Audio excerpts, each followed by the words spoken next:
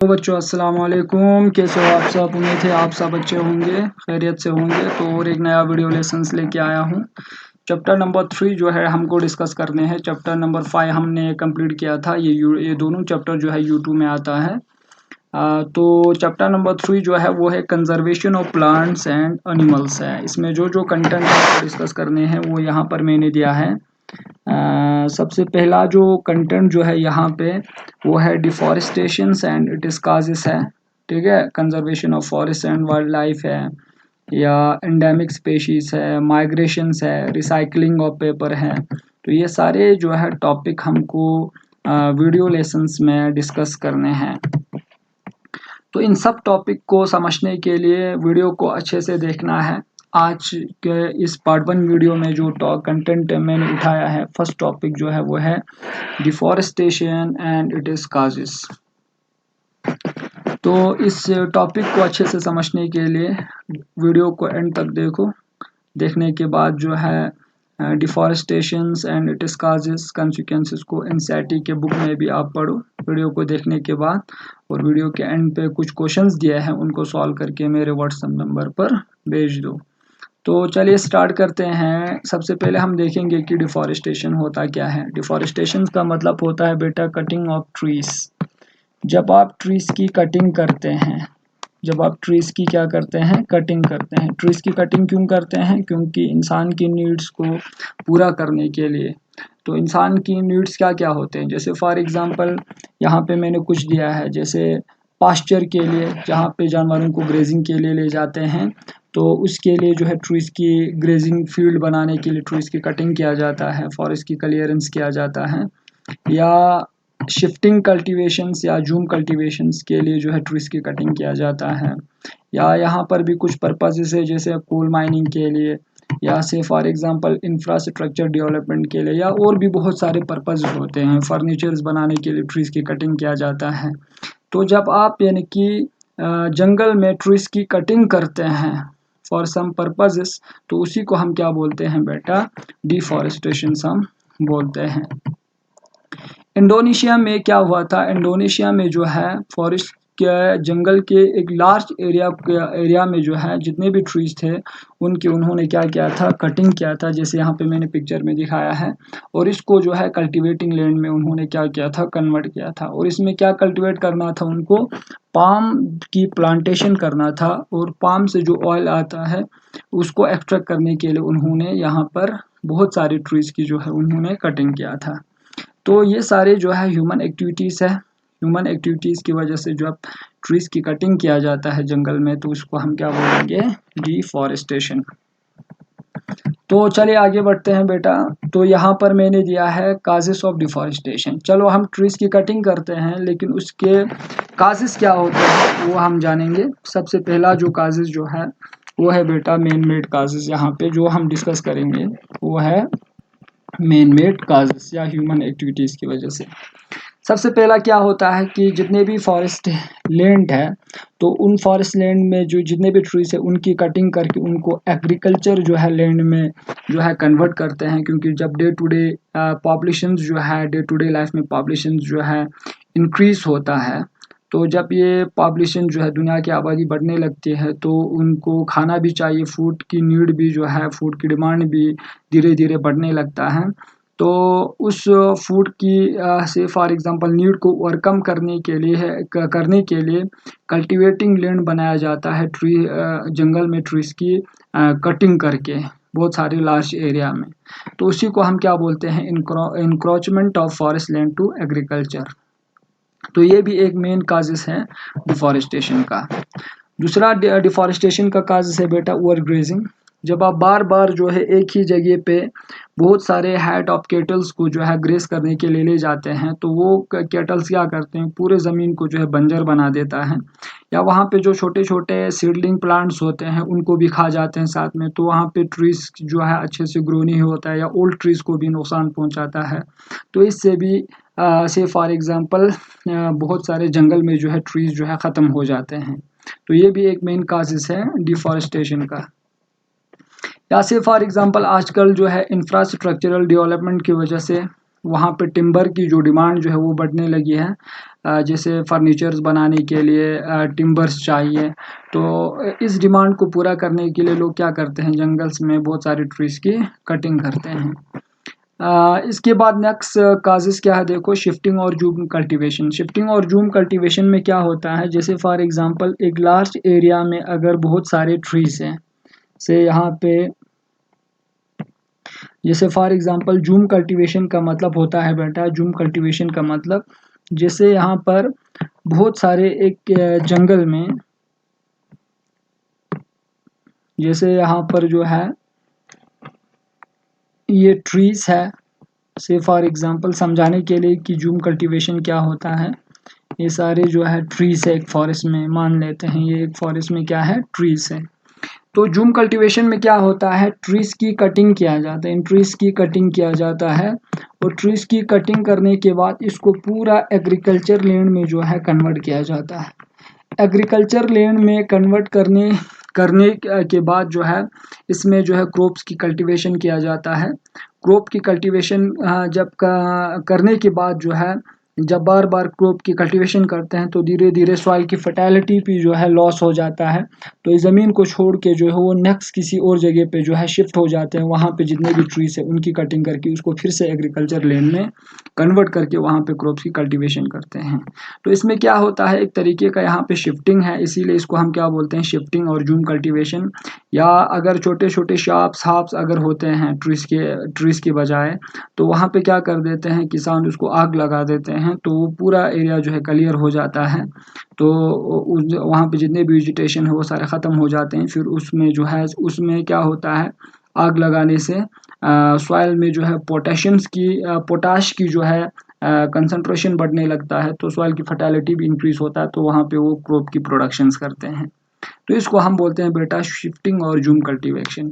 Shifting और jhum cultivation तो एक तो बिल्कुल एयर जो है पॉल्यूट्स हो जाता है, और दूसरा जो है यहाँ पे डिफॉरेस्टेशन भी हो जाता है, जिसकी वजह से बहुत सारे स्पेशीज जो है मर जाते हैं। तो ये है शिफ्टिंग और जूम कल्टीवेशन। तो इसको भी इस प्रैक्टिस को भी परफॉर्म करने के लिए जंगल में ट्रीज की कटिंग किया जाता है। नेक्स्ट जो काजेस है, नेक्स्ट काजेस जो है वो है बेटा अर्बनाइजेशन एंड इंडस्ट्रियलाइजेशन। अर्बनाइजेशन जब किसी सिटीज़ में जो है पॉपुलेशन बढ़ने लगता है, तो उनकी डिमांड्स को पूरा करने के लिए गवर्नमेंट्स क्या करते हैं, ट्रीज़ की कटिंग करके नए नए जगह बनाते हैं, वहाँ पे जो है हाउस की कंस्ट्रक्शन करते हैं या एग्रीकल्चर लैंड बनाते हैं। तो उससे भी जो है सिर्फ फॉर एग्जांपल ट्रीज़ की कटिंग किया जाता है, उससे भी डिफॉरेस्टेशन रेट जो है बढ़ जाता है। या इंडस्ट्रियलाइजेशन, इंडस्ट्रीज जो है एस्टैब्लिश करने के लिए जंगल में ट्रीज की कटिंग करते हैं। तो ये दोनों जो है मेन काजेस है किसका, डिफॉरेस्टेशन का। तो यहाँ पे नेक्स्ट जो काजेस जो है, अगर किसी जगह पे जो है डैम की कंस्ट्रक्शन करना है किसी जंगल में, अगर वहाँ पे वाटर का सोर्सेस है और उसी जगह में बहुत सारे ट्रीज हैं, तो वहाँ पे डैम की कंस्ट्रक्शन के लिए लोग क्या करते हैं, ट्रीज की कटिंग करते हैं। ट्रीज की कटिंग करने के बाद वहाँ पे क्या करते हैं, डैम की कंस्ट्रक्शन करते हैं। तो इससे भी क्या होता है, हमारे एनवायरनमेंट पे बहुत बड़ा इम्पैक्ट पड़ता है। तो ये भी एक काजेस है डिफॉरेस्टेशन का। ये सारे जो है मैन मेड काजेस हैं, यहाँ पे जितने भी जैसे encroachment of forest land to agriculture, over grazing, high demand for timber, shifting और jhum cultivation, urbanisation and industrialisation, construction of dam, ये सारे जो है मैन मेड काजेस है डिफॉरेस्टेशन का। तो नेक्स्ट जो काजेस जो है ये सारे नेचुरल काजेस है, नेचुरल काजेस है। मैन मेड काजेस में ये सारे आते हैं, ये मैन मेड है, मैन मेड काजेस। अब यहाँ पे जो नेचुरल जो से फॉर एग्जांपल काजेस होते हैं, वो तो एक तो फॉरेस्ट फायर है, जंगल में एकदम से आग लग जाता है तो बहुत सारे ट्रीज जो है ख़त्म हो जाते हैं, जैसे ऑस्ट्रेलियन फॉरेस्ट फायर रिसेंटली हुआ था। या साइक्लोन या स्टॉर्म आते हैं किसी कोस्टल एरियाज में, अगर जंगल है तो वहाँ पे साइक्लोन और स्टॉर्म जो है बहुत सारे ट्रीज की अपरूटिंग करके ले जाते हैं, नुकसान पहुँचाते हैं, तो इससे भी डिफॉरेस्टेशन रेट जो है बढ़ जाता है। या अगर किसी जंगल में अर्थक्वेक आया तो बहुत सारे ट्रीज जो है ज़मीन के नीचे दब जाते हैं, तो इससे भी बहुत सारे ट्रीज जो है ख़त्म हो जाते हैं। या वॉल्केनो एरप्शन की वजह से भी ट्रीज जो है ख़त्म हो जाते हैं। तो ये सारे जो है मेन काजेस है किसका, डिफॉरेस्टेशन का। तो हमेशा याद रखना डिफॉरेस्टेशन के काजेस को दो टाइप में मैंने क्लासिफाई किया है, एक मैन मेड काजेस है, दूसरा नेचुरल काजेस है। मैन मेड काजेस में ये सारे आ जाते हैं और नेचुरल काजेस में ये है फॉरेस्ट फायर है, साइक्लोन और स्टॉर्म है, अर्थक्वेक है, वॉल्केनो है, ये सारे क्या है नेचुरल काजेस है। अब यहाँ पर जो मेन कंसिक्वेंसेस है जब डिफॉरेस्टेशन तो हुआ, अब इसका हमारे एनवायरनमेंट पे सबसे पहला इम्पैक्ट क्या पड़ता है, सॉइल इरोजन होता है बेटा। आप लोगों को पता है ट्रीज के रूट जो है, 6th क्लास में आप लोगों ने पढ़ा कि जो ट्रीज के रूट होते हैं वो सॉइल को टाइटली हेल्ड करके रखते हैं। अगर किसी जगह पे सोचो कि अगर वो ट्रीज नहीं होगा तो वहाँ पे सॉइल तो बिल्कुल क्या होगा, लूज होगा। तो सडनली जब बारिश पड़ता है या वहाँ से उसी एरिया के थ्रू जो है पानी जो है हाई स्पीड से फ्लो होता है तो वहाँ के सारे सॉइल को जो है वॉश ऑफ करके ले जाता है। तो उससे पूरा ज़मीन जो है बंजर बन जाता है और उस ज़मीन की जो है फर्टिलिटी भी लॉस हो जाता है। तो उसको हम क्या बोलते हैं, सॉइल एरोजन बोलते हैं। और इसमें क्या होता है बेटा, जब से फॉर एग्जांपल अगर यहाँ पे बहुत सारे ट्रीज हैं, यहाँ पे बहुत सारे क्या है ट्रीज हैं, तो यहाँ पे बहुत सारे अगर ट्रीज है तो इस ट्रीज की वजह से इस ज़मीन का जो है अपर जो ह्यूमस कंटेंट है, ऑर्गेनिक कंटेंट है, जितना ह्यूमस होता है किसी सॉइल में उतना यानी कि वो सॉइल जो है ज़्यादा फर्टाइल होता है। जब ट्रीज ही नहीं रहेंगे तो यहाँ पे पूरा ह्यूमस लेवल जो है पानी के साथ जो है वॉश ऑफ हो जाता है, वॉश ऑफ हो जाता है। तो ये जो पूरा जहाँ से अगर ह्यूमस जो है एकदम से हट गया तो ये पूरा सॉइल जो है बिल्कुल इनफर्टाइल बन जाता है, बिल्कुल इसकी फर्टालिटी जो है क्या हो जाता है, लॉस हो जाता है, इनफर्टाइल बन जाता है। और जब कोई इनफर्टाइल जो ही बनेगा तो वो डिजर्ट में कन्वर्ट हो जाएंगे, किस में कन्वर्ट हो जाएंगे, डिजर्ट में। तो इस फिनोमिना को हम क्या बोलते हैं, डिजर्टिफिकेशन बोलते हैं। याद रखना बेटा डिजर्टिफिकेशन का मतलब होता है जब कोई फर्टाइल सॉइल जो है, डिजर्टिफिकेशन एग्जाम में क्वेश्चन आता है कि व्हाट इज डिजर्टिफिकेशन। तो डिजर्टिफिकेशन का मतलब होता है जब कोई फर्टाइल सॉइल जो है, फर्टाइल सॉइल जब वो एकदम से कन्वर्ट होता है डिजर्ट में। डिजर्ट में कैसे कन्वर्ट होता है, यहाँ पे सारा फिनोमेना मैंने यहाँ पर आप लोगों को समझा दिया कि पूरा ह्यूमस कंटेंट जो है पानी उसको बहा के ले जाता है तो पूरा ज़मीन जो है डिजर्ट बन जाता है, इनफर्टाइल बन जाता है। तो उसी को हम क्या बोलते हैं, डिजर्टिफिकेशंस।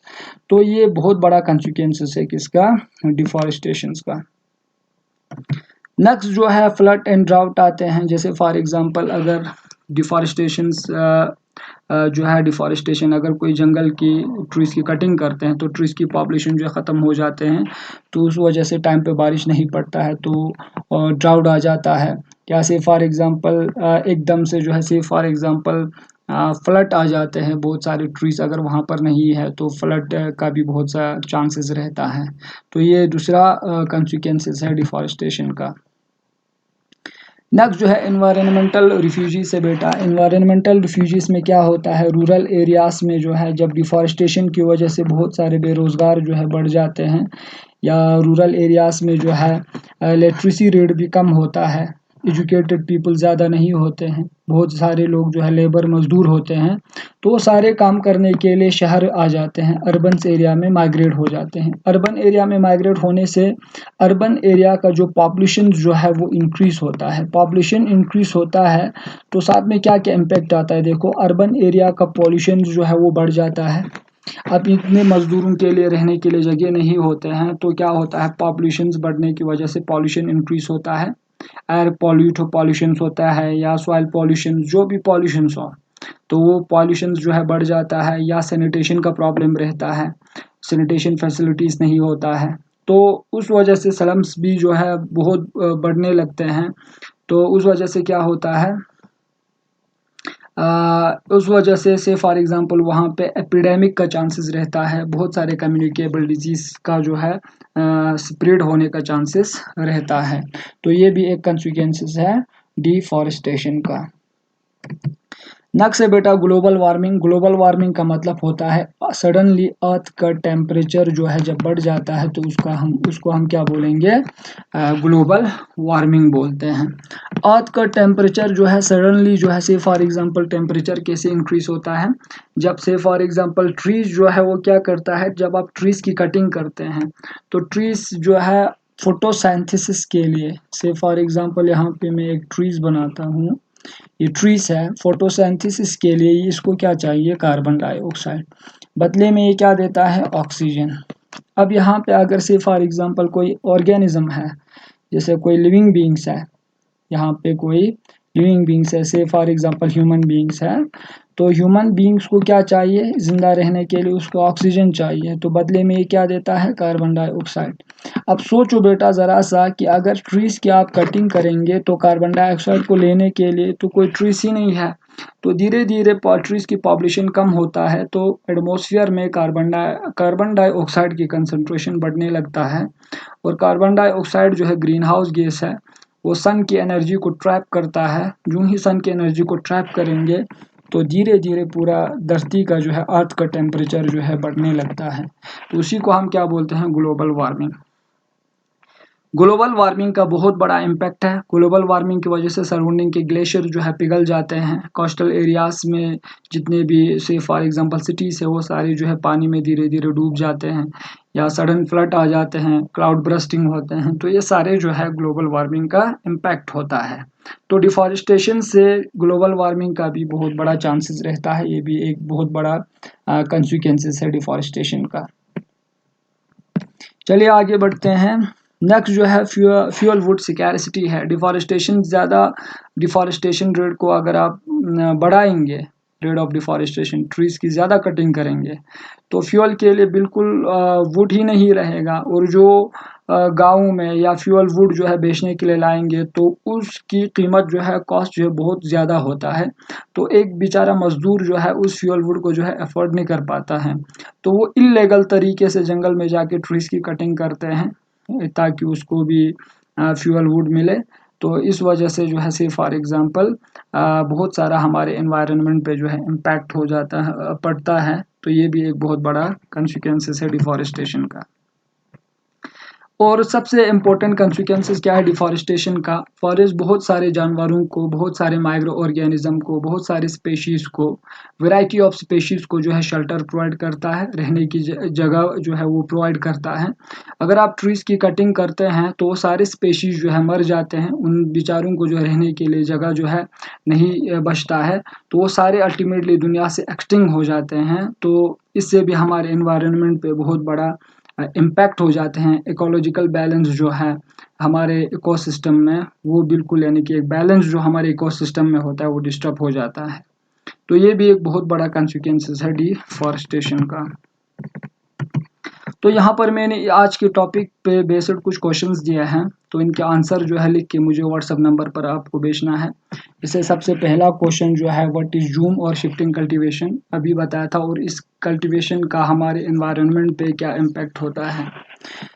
दूसरा जो है आपको डिफॉरेस्टेशन से ग्लोबल वार्मिंग कैसे बढ़ता है, इस पे थोड़ा एक शॉर्ट नोट लिखो, और एनवायरनमेंटल रिफ्यूजीज क्या होता है इस पे भी एक शॉर्ट नोट लिखो, और एपेडेमिक पे एक शॉर्ट लिखना है। एपेडेमिक का मतलब होता है जब कोई बहुत सारे लार्ज पॉपुलेशन के बीच में जो है कोई बीमारी फैलता है, तो उसको हम बोलते हैं एपिडेमिक। तो होप आप लोगों को वीडियो